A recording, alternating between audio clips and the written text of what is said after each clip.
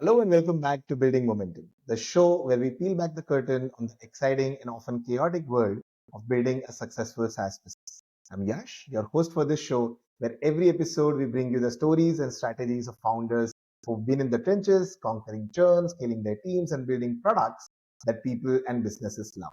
In this episode, we'll be chatting with Ethan from Mindsmith, is a next-gen e-learning authoring tool that uses generative AI to make it easy and extremely fast to create and share learning content. We're excited to hear their story and the lessons they've learned along the way. We'll be dissecting the wins, the losses, and everything in between. So buckle up, grab your headphones, and get ready to dive in the world of SaaS. Hey, Ethan, thank you for joining us today. How are you doing? I'm pretty good, Yash. Yeah, I was telling you earlier, this is my starting out strong in the morning. It's 7 a.m., so we're Uh-huh. good.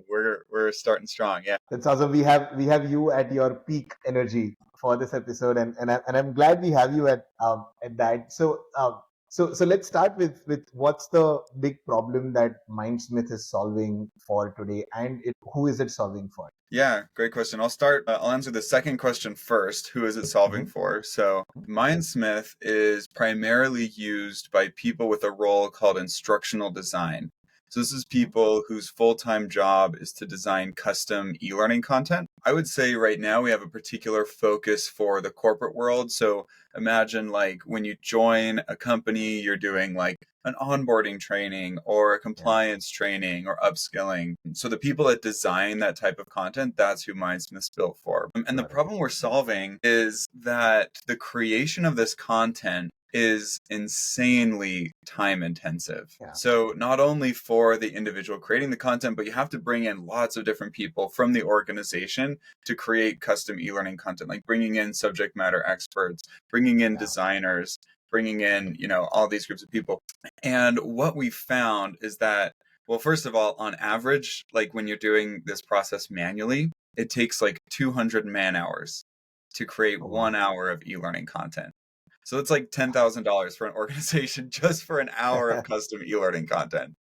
And so that's really the big spend. That's the big rub that a lot of organizations are facing, is that they have a Uh-huh. lot of custom content they want to build, but it doesn't make sense to build it just Yeah. because of the economics of how expensive it is. And so Mindsmith, we found that generative AI does really well at a lot of the steps of building e-learning, a lot of Mhm. that process. So from synthesis of subject matter expert material to the structuring of content to actually writing the content, Mindsmith kind of adds AI into every step of that lesson development process, following the Mhm. workflow of the instructional designer. So I had this question.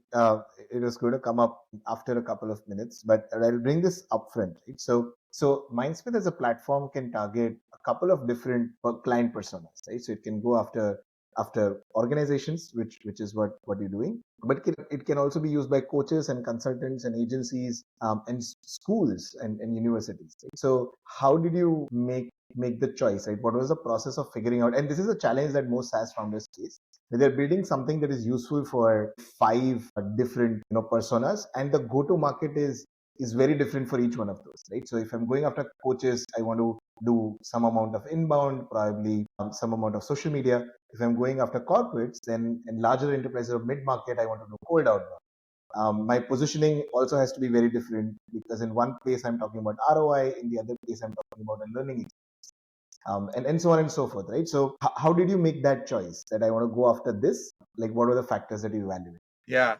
So we actually started in higher ed. So Mindsmith, Okay. we were building and we are finding that the creation process for teachers, if they wanted to create Hmm. any e-learning content, was super, super clunky. So we were pitching to instructional design departments at universities. We also did some experimentation for K-12, meeting with their instructional designers and their teachers. And we just hated it. The sales cycles, anyone in ed tech will tell you that selling into Yeah. higher ed is just the worst. And Yeah. we didn't have like the network to make it work. We didn't have the time to make it work. And so we said, okay, Mindsmith is a very robust and very Yeah. versatile platform. what if we try pitching into corporate? And it was just, we found so much more success. It was, sales cycles were shorter, people were more receptive, they tended to like care about new technologies way more. Like you mentioned, ROI was much more important and kind of like on the front of their brain. So yeah, we just kind of pitched to a few. We did some cold outbound to some corporates.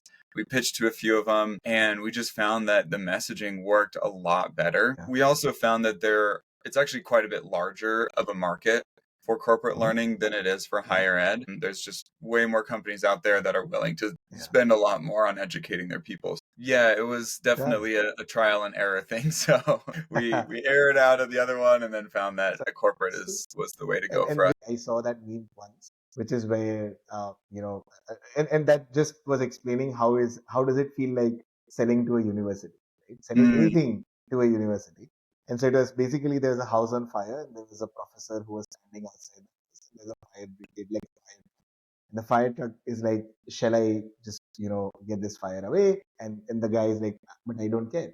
And then there's another line which is where they say, but all of your valuables are in there and whatever, but I don't care. Right. And so it's extremely difficult to there's it's like I've done that for only for 4 months.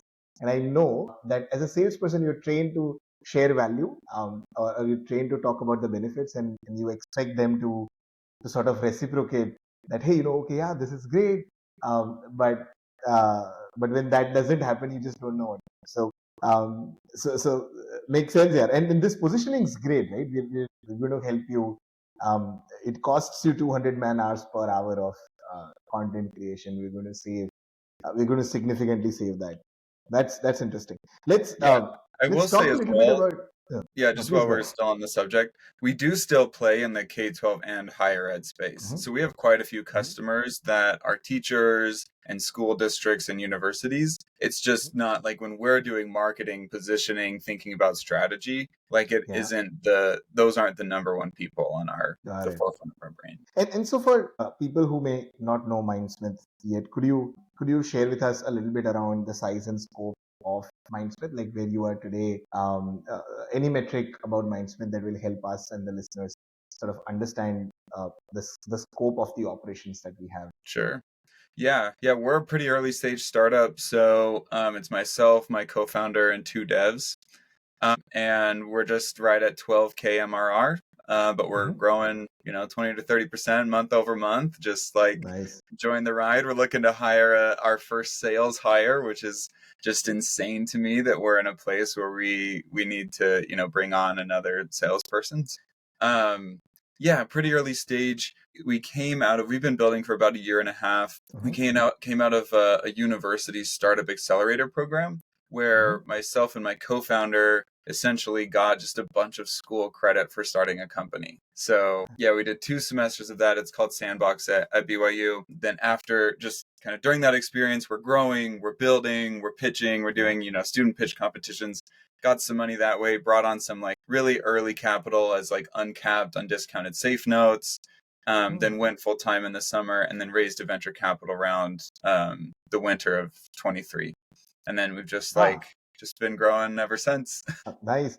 So interesting, and so great to know that you're looking to hire your first salesperson, right? And so this would be a great time for me to understand a little bit from you. Is that from like there could be a difference.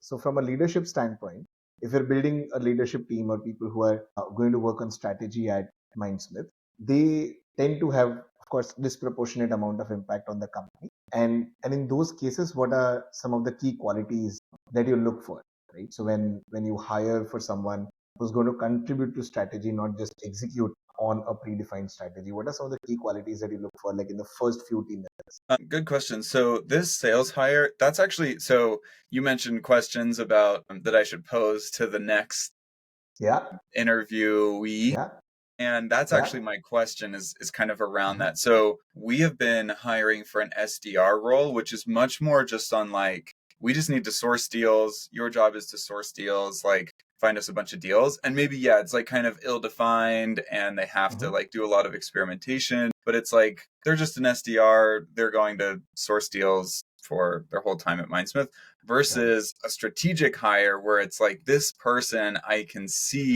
like leading the sales organization of Mindsmith as we grow. Does it, how do you figure out which one to do? Because I've interviewed a lot of SDRs, and I've interviewed some like really top notch like AEs that would just like, kill it at like scaling the organization. But it's like, are we at a place where it makes sense to like bring on that person that, I mean, we're starting to see product market fit, we're starting to see some traction, but it's still like, I don't know, should our first sales hire be the strategic person that's going to like contribute to the vision and the strategy, or should it just be like, we need to grow, and then after we get like a few SDRs, maybe an AE, then it's like we spend a lot of money on a good like, COO or head of sales or whatever?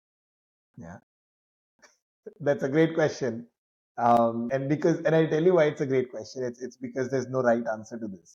I know this for a fact because I've done it both ways, and it could have failed, it could have worked. In our case, it just ended up working. So just to give you context, like before this, I used to run a SaaS company, and we saw a complete journey of founding, building, growing, raising funds, exiting in the last 4.5 years. And it sort of turned out that we changed strategies a couple of times, we pivoted.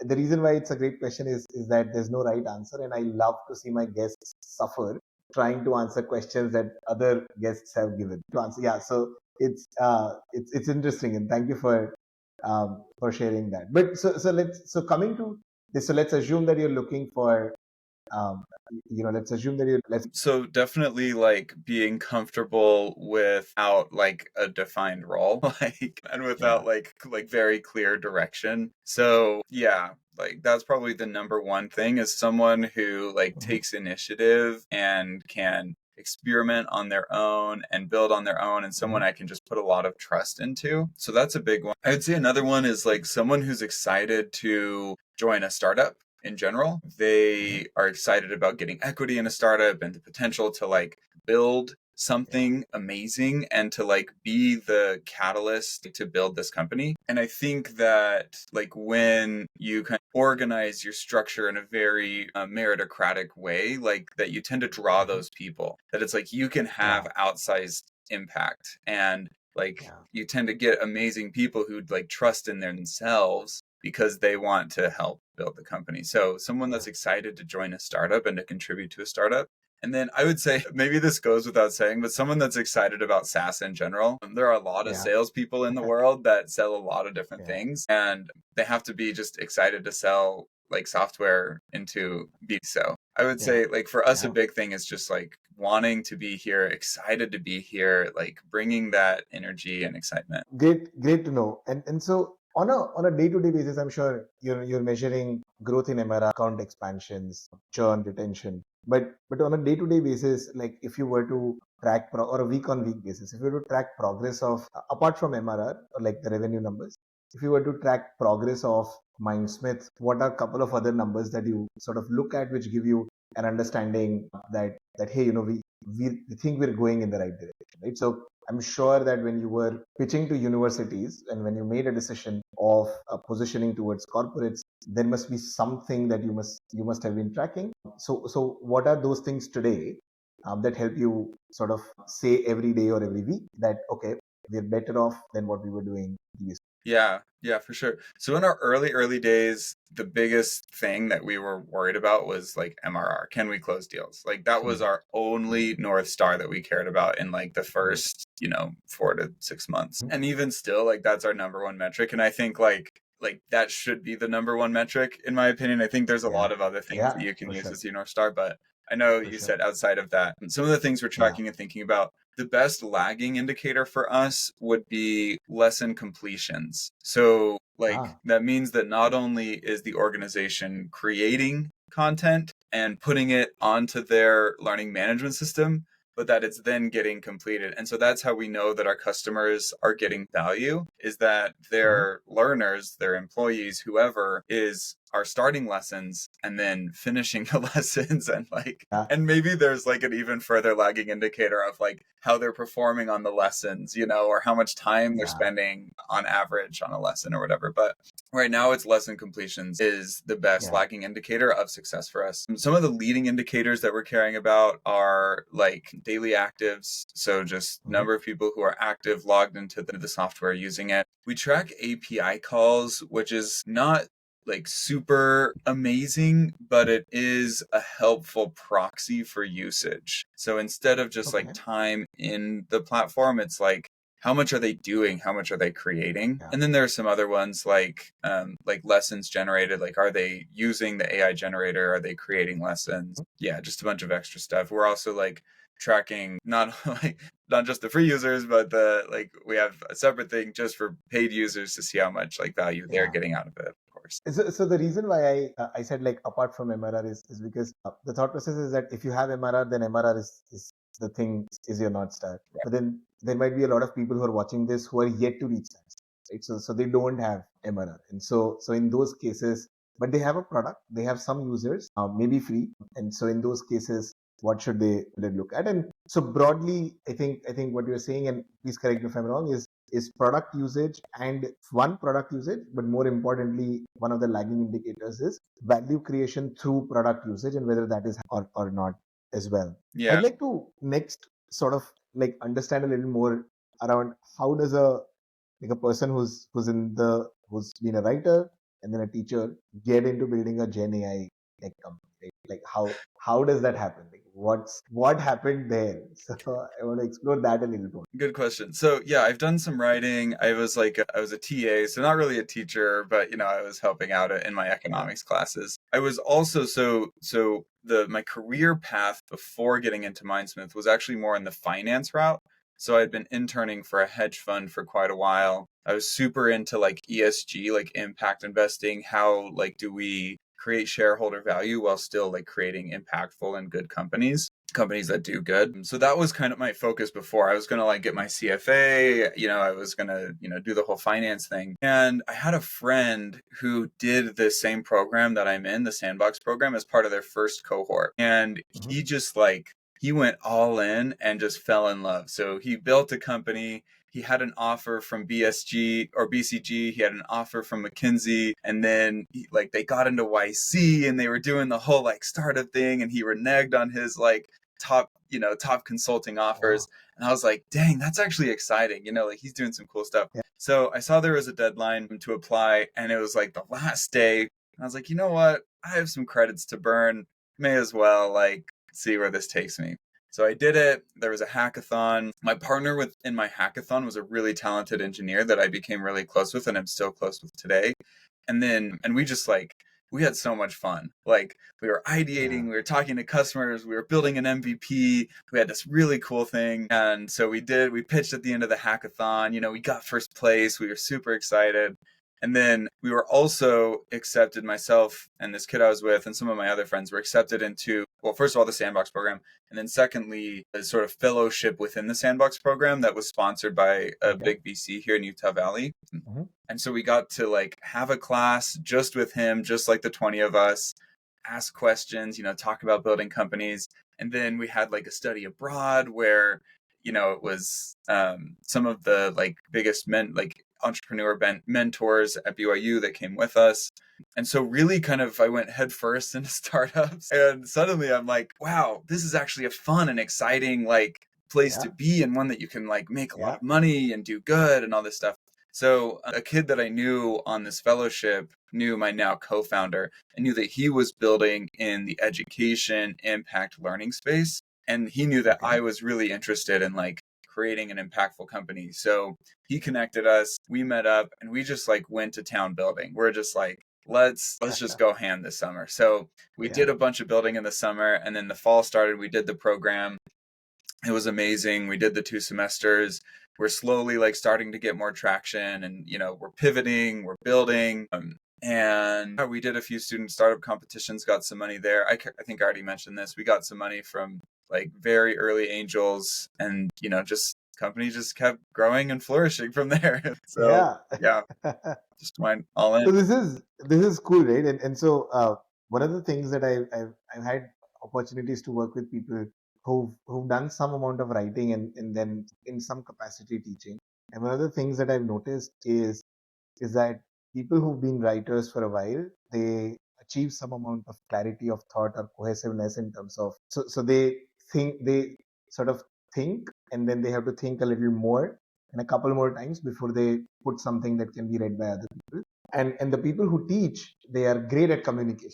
So those two skills are things that as early as possible, if you learn them, then they sort of are also some amount of, like, not completely, but they're also success indicators, in the sense that you're able to think in a comprehensive fashion, and then you also have the ability to communicate complicated thoughts in a fairly simple way, which I can see on display while we are having this conversation as well, right? So this is great, right? So it's a great journey. You make it sound like everything was happening by chance, but I think it took a couple of things from your side, in the sense that you were looking for opportunities, you were looking for chances, not just looking in one direction, accepting that this is what I'm going to do, deciding too early on that here's my next logical step for my career, and just staying open to all the opportunities that come along your way, networking, meeting with people, and exploring. I think that's extremely helpful as well. The Yeah, other I've piece always that yeah, sorry, I was just please gonna go build on that a little bit. I always ahead. like have kind of had the mantra of just like do what sounds fun. You know, like if it Mhm. sounds cool and fun, like try it out and maybe it'll, Yeah, happen for you. So like yeah. I've just always that was like I did debate in high school because it sounded cool and fun. I started writing in college because it sounded cool and fun. I love, Yeah, game theory, so became a game theory TA. It's just like I don't know.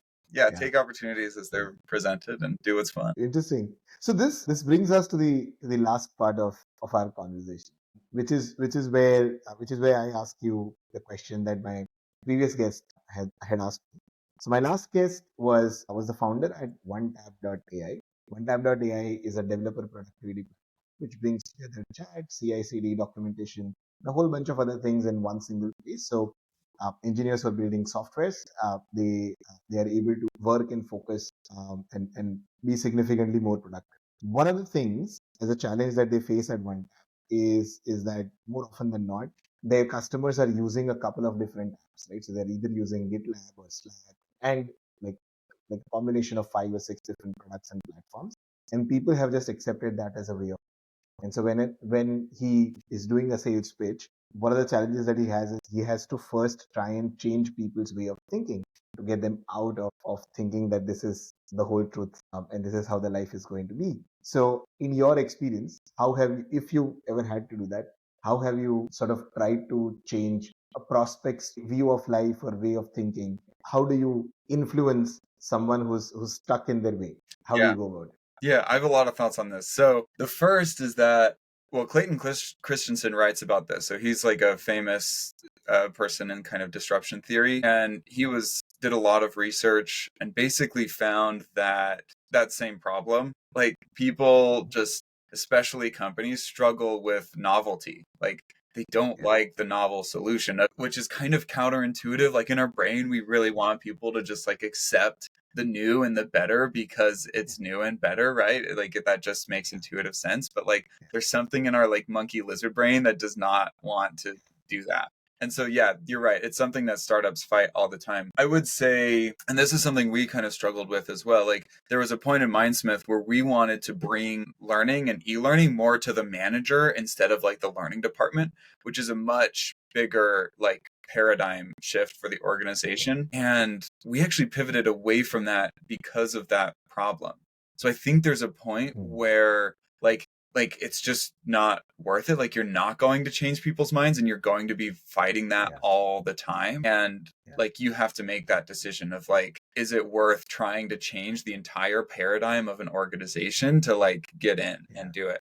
But I will say, usually, if you can change the paradigm of the organization, your product is very sticky. Like if you sell someone on something that's like a totally new process that they haven't done before, then Yeah. like you've gotten really deep into the sales cycles and you've kind of forced them to buy into your ideology that you created. So it's like being a Yeah. cult leader where it's like if you can get them, you really get them. And so there is a Get lot of them. value there in like building a startup that does like change people's paradigm. As far as like how to do it, I don't know. My guess, and I've talked to some other founders who are much more on the end of what you're describing, it's just really intense onboarding and a Yeah. very hands-on sales cycle. Like Mm. you have to be like talking to your customers all the time and reminding them of why they're using their tool, your tool, and like, Yeah. like talking to them about their workflow and how like your use Yeah. case can help their workflow. Like there's just a lot of onboarding. You basically have to be like a D2C brand where it's like Yeah. you are constantly emailing them and checking in and all this stuff. Yeah. My guess is just a really hands-on sales cycle would be the Yeah. best option for overcoming something like that. But it's hard. I mean, like we've really leaned into, I wouldn't say really, we've thought about and we've kind of built around the assumption that we should follow people's existing workflows. And then if we want Mm. to change their workflow, so what we're doing is like, it's like tools within their workflow to help them go faster. And Yeah. so we're trying not Yeah. to be the like, we're going to change everything within your organization, and we're going to like, this is a totally new thing, and forget Yeah. everything you ever knew about instructional design. And Yeah. I think adoption has been easier and faster that way. But I don't know. It's just like there are pros and cons of both. Like it's easier to churn because it's just like their existing workflow. It's not something new. So I don't Yeah. know. Yeah. No, so this reminds me of one of the other founders that we had on the show. He runs a webinar platform for organizations and helps small and medium businesses run webinars as a revenue generating channel. And so more often than not, he would come across small business where they'd say, we've never thought of webinars as a revenue generating channel. And so he would go in and make sure that from the day that if they are open to the idea, he would essentially become the showrunner for their first webinar. He will set up the ads, the registration form, the landing page, set up the platform, and then the email campaigns and all of that, and then sort of showcase them that, hey, this is the value that we generated. And so you continue to do it, right? And so which is extremely hands-on, because if a mid-market company has never done a webinar, there's just a lot of friction in getting them to do it for the first time. But then if you get them to do it for the first time, and if they start to see results, then it's what you said, right? So then they are with you for a long time.